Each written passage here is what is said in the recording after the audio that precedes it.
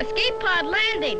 Where am I? Kenner and Lucas saw almost eye to eye on how Star Wars could sell to kids in the market, almost from the start.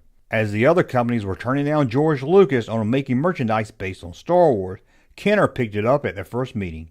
As the toys got closer to release, a meeting was set up between Kenner's CEO, Bernie Loomis, and George Lucas. This was after the release of the film, and it was clear to both Lucas and Kenner that they had a hit on their hands, and there was already a demand for the toys that wouldn't be in stores for months.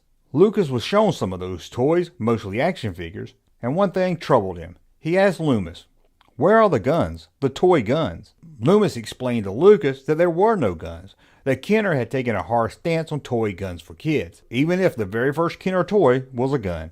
This was after the Vietnam War, and they felt the ones that protested that war were now parents of kids that was buying toys. He did let Lucas know that he had came up with a safe inflatable lightsaber, and he believed the kids wanted that more than the guns anyway. Lucas just sat there and listened to him explain why there was no gun from the Star Wars line.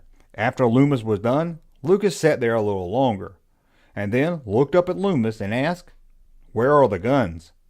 Nothing else was said, but the designers almost overnight got to work on two blasters that made sound, a water pistol based on the Han Solo blaster that was planned but never produced. If it wasn't for Lucas wanting those toy blasters, millions of kids wouldn't have been running around the house acting like Han Solo or a stormtrooper.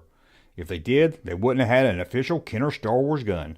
The Han blaster would cross over to the Empire Strikes Back and Return of the Jedi line. The rifle would be retooled and released in the Empire Strikes Back line. A Scout Trooper gun was also released for the Return of the Jedi line, and also in that line was a carrying case for figures shaped like a blaster.